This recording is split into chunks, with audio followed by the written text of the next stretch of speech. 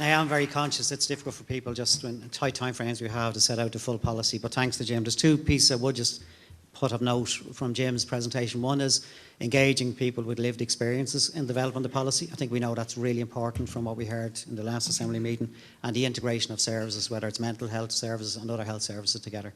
Okay, thanks Jim. I'm going to ask now Nuno Capaz, who's joined us all the way from Portugal, and thanks to Nuno for joining us. Nuno's involved in the Portuguese Health Ministry, particularly involved in the Dissuasion Committee, which is part of their health-led approach. So thanks, Nuno, for joining us. Really appreciate it. Well, good morning, everyone. Thank you very much for having me and for inviting me over to the Citizen Assembly. I do not have a PowerPoint presentation, but I saw the program, so I'm fairly confident you'll have your good share amount of PowerPoint presentations by the end of the day. 10 minutes is not easy for me. I tend to ramble on a little bit when people ask me about the Portuguese drug policy and the Portuguese model.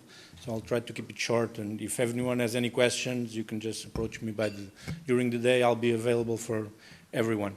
So a little bit of history background. I'm picking up where Jim left. Jim was bold enough to say that he was not going to say what you should do or what recommendations you should do. And well, if he's not, I'm not also going to do that. So I'm just briefly going to explain what we did in Portugal back in the 90s and beginning of 2000s. We had, Portugal is a fairly young democracy. We had a right-wing dictatorship all the way up to the 70s. We didn't have a proper drug policy in place, but we also didn't have a proper drug policy problem in place because Portugal is not naturally a producer of illicit substances. We're really good with alcohol. Tobacco, both beer and liquor, but we're not really good with illegal substances. And because Portugal is a very closed country, we didn't have a lot of people coming in like we do today, and we didn't have a lot of people going out. So there wasn't a lot of substances, illicit substance usage in Portugal up until the 70s. After opening up, after the Democratic Revolution, the problems started taking place. Mostly, we started with cannabis in the late 70s. We quickly changed to heroin in the mid-80s. Because we didn't have a proper drug policy in place, there wasn't a comprehensive approach regarding prevention or harm reduction or anything like that. We developed a very serious problem, mostly around injected heroin usage, with all the health problems associated with it, namely overdose deaths, hepatitis, HIV infections, tuberculosis, and so on. And so by the mid-90s, it was basically the main concern of the Portuguese population was drug-related issues. So the government decided that they had to do something about it.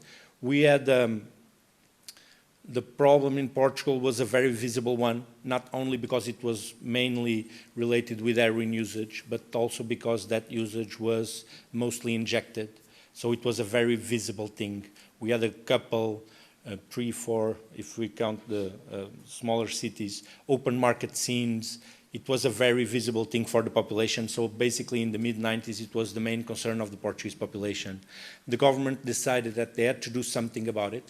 And the way they decided to do it, they included something similar to these citizens' assemblies, but it wasn't as formal, because what they did formally was they asked a group of experts.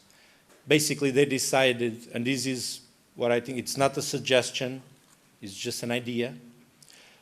What we decided to do, and following on Jim, we decided to deal with drug-related problems as an health issue. We decided to remove it from the criminal and the judicial system. We decided to deal with it as an healthcare issue. And basically what we do when you have healthcare issues is you ask scientists or you ask people that are knowledgeable about it. It's not based on opinions, it's based on facts. And so they asked a group of experts and they asked them directly to make recommendations about what we should do with our drug policy. And the key part, and this one is a suggestion, not to you, but for the politicians in the place, is get some sort of agreement beforehand. And that's what we did. We have a dual party system, basically. We have two parties that take turns in government in Portugal, some with coalition, some by themselves, but basically it's two parties, center left, center right. They got into an agreement beforehand and they decided, okay, we're going to ask the experts and we're going to follow the recommendations. And that was the key aspect following the shift from the criminal and the judicial system and into the healthcare system was that pre-agreement between the politicians, because that allowed us to remove the politics out of a policy. And mostly, this is really important if you bear in mind that we're talking about the health policy. We had the COVID years, we had a lot of opinions about COVIDs and vaccines. I'm fairly sure in Ireland there was some sort of messy debate about what they should do, what they shouldn't do. Should we wear masks? Shouldn't wear masks? Should vaccines be mandatory? Shouldn't they be mandatory? It was basically the same around drugs. There's a lot of moral aspects. There's a lot of pointing fingers related with drugs. And the reason for that is because it's normally treated as a criminal and a judicial system, as an issue. And so it's not easy to be based on facts and to avoid opinions. And that's basically what we tried to do in the late 90s. We asked that group of experts to make recommendations. They got together for 1.5 years. They had public debates. They made visits abroad to see good practices. They had a lot of internal debates. They tried to see the problem from different perspectives to get a wider perspective of the big problem. And basically, we were also able, because of that pre-agreement between the political parties, to make the change more or less at the same time. All of the changes was more or less concentrated in a couple of years. We started changing laws, we started programs, we started a lot of different things, not only regarding treatment, but also prevention, harm reduction. We decided to decriminalize drug usage, which is basically our diversion scheme, which, being a law, it's not a program, it's not optional, it's applied to everyone. If any of you decide to go on vacation in Portugal and are caught by a police officer in the possession of an illicit substance, it will be dealt as an administrative offense, pretty similar to driving without the seatbelt. It's applicable to anyone, to all the residents, so the diversion scheme works fairly well because it's based on a law. It's not a program, it's not something that you can apply, that you can be choose for. It's something that's applicable for everyone. And that is one of the good examples that we give from the Portuguese drug policy is the decriminalization. I think it's a good idea. I think it should be followed anywhere. I know it will be talked about in September, so I will not mention that.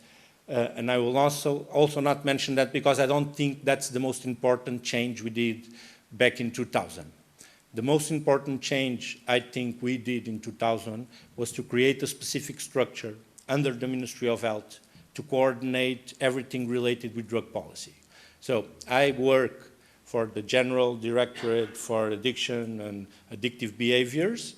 It's a complicated name, I know. You will also get to complicated names by December or by 2024. And basically what it does, it's the equivalent to a Secretary of State. It's below the Ministry of Health.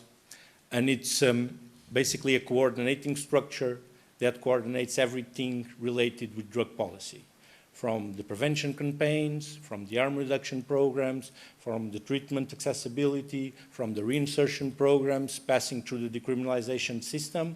It's all coordinated under the same structure. And I think that's the most important part. Jim just mentioned that. He had a slide there. Normally, I don't use PowerPoint presentation, but I tend to steal the slides from the presenters before me. And Jim had a nice slide with all the little colors with Ireland and all the different colors and different regions. And basically that's what you normally see all around the world. It's a very patchwork situation regarding drug policy, people fighting over budgets, people fighting over programs, people fighting over the good drug users, which are basically the ones that will ensure that you have a good result in your program and therefore ensure your budget for the next year. When you get a coordinating structure like we did in Portugal, you avoid all that. Because what happens is I might not personally like the prevention guy or the harm reduction guy or the treatment guy, but because we work for the same structure, we work for the same purpose. And that's key when we're talking about drug-related problems, because the problem is so complex that you cannot have the accessibility to programs and to treatment or to some sort of therapeutical options. You cannot have it siloed. You need to have an horizontal communication between all these structures. Since the prevention campaigns in kindergarten, all the way up to reinsertion programs when you're 50 and you finally manage to stop using heroin. But you need to find a house, you need to find a job, you need to reinsert yourself into society. You need to have a line that coordinates all these steps. Just one minute now, please. Okay. Just one minute. And that's what we were able to do in Portugal by having this structure. It's not perfect. We do not have any miraculous pill that solves everyone's problems by the first day. But having this coordinating structure, having this line that puts together all these little dots, it makes you see the full image. And it's normally, I like to say, when people go to Portugal or when people look into Portugal, normally one of the first things that they see or that they look for is the dissuasion commissions, because it's the only original thing that we have. I work for the Dissuasion Commission of Lisboa. I know that there isn't anything similar anywhere else in the world. So people normally want to go and see the dissuasion commissions. But the dissuasion commissions is just a diversion scheme.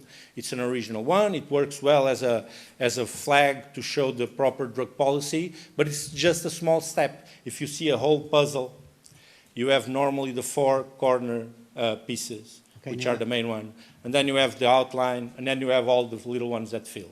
I can accept that the dissuasion commissions are one of the corner ones, but you need all the pieces together to see the full picture. And that's what I would suggest, if I'm allowed to, is try and coordinate all the efforts. Because if not, people will start growing in different directions and will not be able to get to the results that you want. Okay, Nuno, I really have to. Thank you very much.